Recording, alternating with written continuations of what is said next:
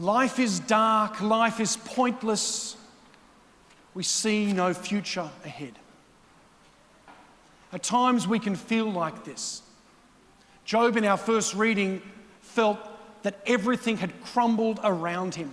He had lost everything, and he felt his only way to react was misery. And we can at times feel like this as well.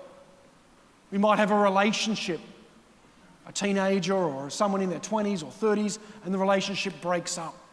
We can feel brokenhearted, as the psalm said tonight, and that God heals the brokenhearted. We can lose a job. We might get fired. We might have an investment that goes bust, and suddenly we've lost everything. We can feel like, what's the point? And then things can hit a little bit closer to home. We might lose a loved one,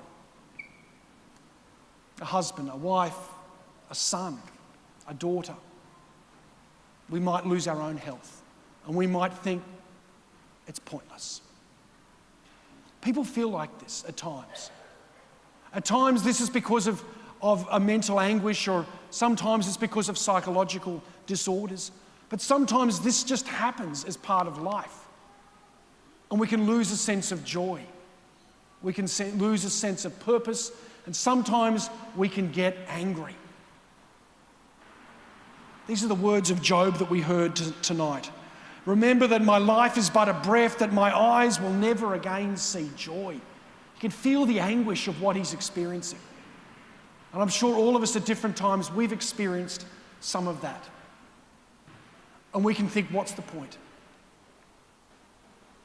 Life can become moments of darkness. Jesus in the gospel today, and we heard it last week as well, Jesus goes from synagogue to synagogue, town to town, and we're told at the end of the gospel that Jesus goes to preach, but he also goes to cast out the devil. And often we think, at least in my experience of talking to different people, sometimes we have this idea that casting out devils is a bit like an Exorcist movie or the Exorcist TV series and so on, where Jesus might come along, there's a demon in a person, Jesus prays over them a few times, and the devil goes off. Some of that might be the case. But I think the presence of evil is where we lose a sense of joy. Jesus' way is a way of happiness. And when we lose a sense of being able to find joy and happiness in life, then we're allowing evil to eat away at us. Tragedy happens to all of us at some stage in our life. The challenge is, are we going to allow that tragedy to eat away so much at us that we can no longer see joy, that we can no longer find happiness? And the first step is to find some joy and some happiness in our life. Whatever the situation has happened, hold on to some joy, some happiness. It's a challenge. It's a challenge for all of us, but we find and we search for that joy. It might be in those around us. It might be in a nice meal. It might be in walking along the beach, but we search for that joy. Job compares himself in this first reading to a slave. He'd lost everything, and he felt like his freedom had been taken away. Today, or tomorrow actually, the church dedicates tomorrow as a special day of prayer for modern victims of slavery and trafficking of people. Tomorrow we celebrate the feast day of St. Josephine Bakita. She was born in 1869 in what is presently South Sudan. As a young girl, she was kidnapped and then she was sold into slavery. And she was bought and sold a number of times, more than a dozen times. She was mistreated, she was abused, she was beaten throughout her life for many, many years as a slave. This young woman, Josephine Bakita. She was eventually sold to an Italian family who took her to Italy. And they had her as a slave in their house. She had no freedom. She was mistreated. And this family decided to go on holidays. So they thought, well, we've got to do something with this woman. We can't just have her sitting at home. So they rang up the local convent of nuns and said, "We've got this woman, can we just pop her in your convent for a few months while we go away on a trip?" Well, they came back, this family, from their holidays, and the sisters, the Canossian sisters there, had realised that this woman was in slavery. And they said, "This is not on." And so this family came back and they said, we want our slave back. We want Josephine back. And they said, "No, she's not going back. She's free." It created quite a dispute, as you could probably understand. This family thought they had lost their property. The nuns said, "No, this woman is free." So it went to court, and the court in Italy said, "Josephine is free. Slavery does not exist, and so this family have no rights over her." And she was given freedom. This woman, Josephine, then decided to join this community that helped bring her freedom, the Canossian sisters. And she became a nun that impacted so many people's lives. She had been beaten, she had been abused, she had been mistreated, bought and sold more than a dozen times. She had every reason to feel like life was a misery. And then she became known for her joy, for her love, and for her happiness. What an incredible change that happened. The life of Josephine Bakhita is absolutely amazing. She lived until just after the end of World War II, and she was known for being a person of joy in the midst of that moments of her life that were terrible. For 40 years, she experienced great pain as a slave. The rest of her life, another 40 years, she shared joy. Casting out evil is not necessarily an exorcist movie.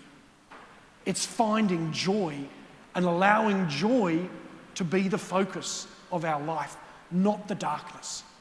When we allow the darkness to eat away at us, it will continue to eat and will become a misery.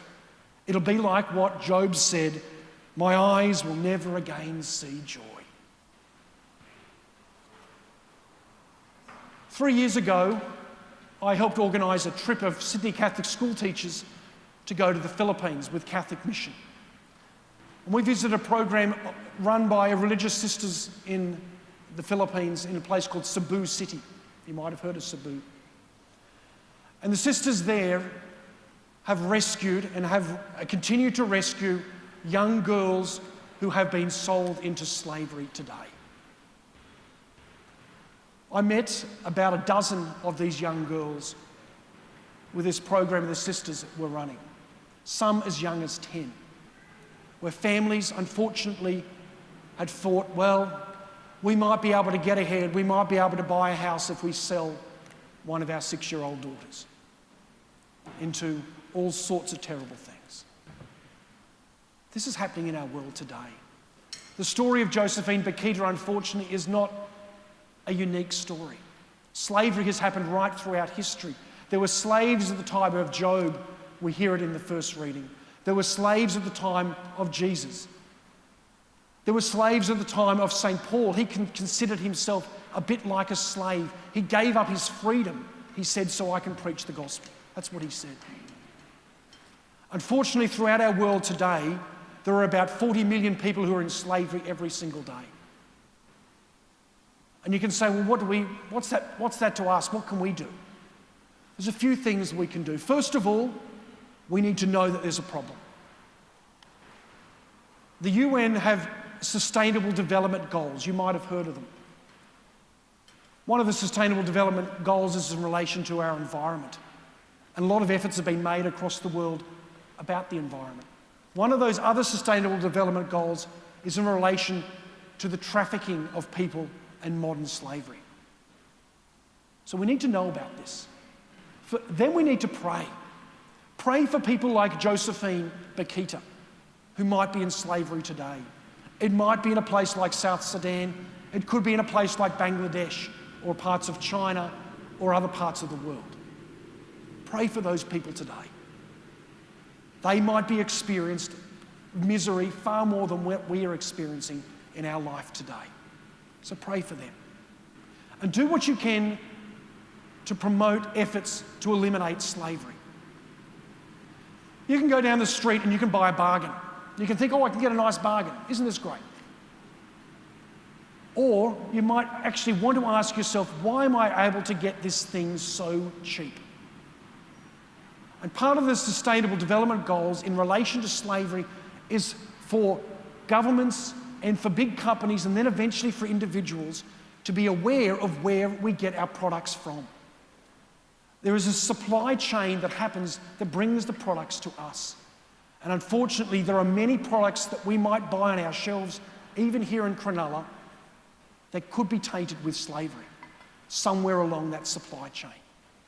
Just because you can buy it cheap, or just because it says it's made in China or made in wherever, whatever country, doesn't necessarily mean that it's exempt from slavery or exempt from a 5 or 6 year old making sneakers for us for nothing. We need to be aware that this is happening today. Part of casting out Satan isn't just doing a ritual and driving out something like an exorcism. Part of driving out Satan is taking a stand, knowing that we can bring joy and freedom to other people's lives. Let's do what we can to pray for victims of slavery today, and do what we can to bring joy and freedom to our world.